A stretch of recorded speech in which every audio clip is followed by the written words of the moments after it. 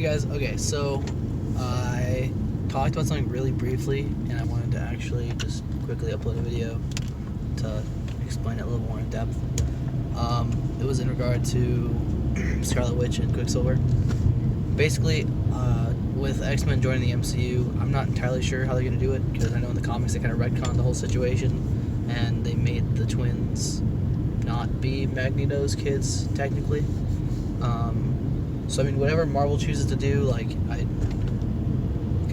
for the most part, I trust Marvel with like anything. I was a little disappointed with like Hela not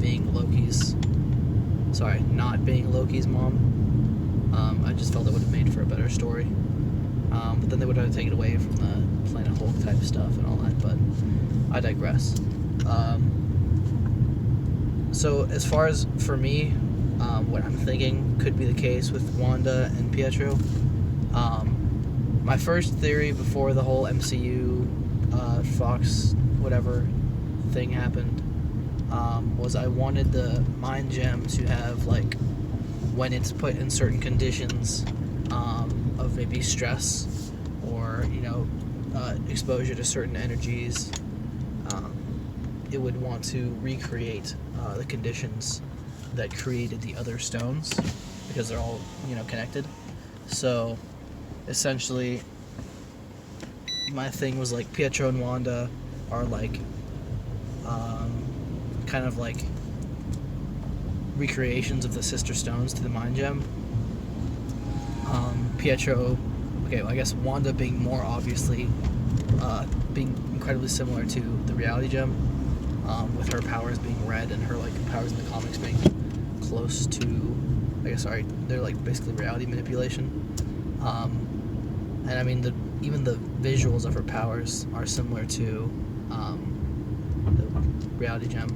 That's from Thor 2, in case you're not like super, into it, which I don't know why you would be watching this. But then the Space Stone, to me, is like super close to Quicksilver's powers. Quicksilver would, just like Wanda right now, she's barely had any training with her powers, and she's still got like a lot more to learn. I'm sure. I'm not sure. No, yeah, I'm sure. If Quicksilver had more practice with his powers, more time to like hone in on his potential, I'm confident he'd be able to like travel way more quickly than he was able to in Age of Ultron. He probably could have survived the bullets. But it isn't a stretch of the imagination to me to have him be super tied to the Space Stone, because instead of teleportation is like this far away from super speed, like it's essentially just super speed like amped up to the max. So I could easily see, if Pietro had stayed alive in like 2 or 3 of his appearances in Marvel movies, him being able to teleport from place to place. And I think that'd be a cool explanation for how the twins got their powers. On another note, and maybe they could do a combination of both of these two factors, the idea that the mind gem awakened the, like, I want to say manifest, but the opposite of what I'm saying. The dormant powers within Pietro and Wanda, because they're mutants. And, it helped them, unlock their potential, I guess, as mutants. I'm more of a fan of the whole Infinity Stone theory, but given that X-Men are in the MCU, and sometimes things don't go the way I want them to in the MCU, and there's a lot of like moving parts, I could understand really anything being the case. That having been said, that's pretty much all I want to clarify on. Also, a Magneto movie wouldn't necessarily be, hate to say it again, but necessary. But I would like to see more of like Magneto becoming Magneto, or like why he became who he became. It wouldn't be difficult to keep most of his like childhood contained within that Invaders movie I mentioned.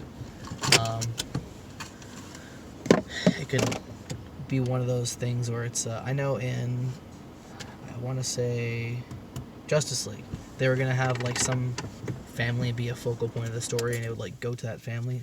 Oh no, I think that's actually what wound up happening. I didn't watch the movie because I kind of like boycotted DC stuff, just because I haven't been a fan lately, and I love Batman and I love DC comics in general. But that's another story.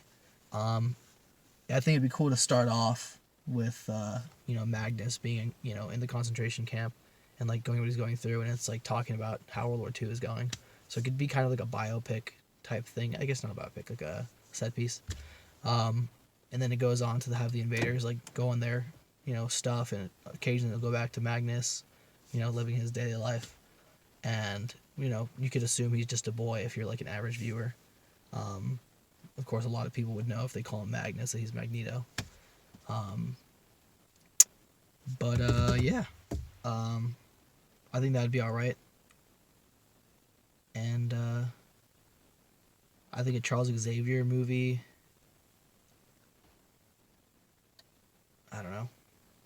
The thing is the X-Men movies like First Class went a little hard on the relationship between Magneto and Professor X, as did the first few X-Men movies. So, that's still up for conversation. So I'll post more later.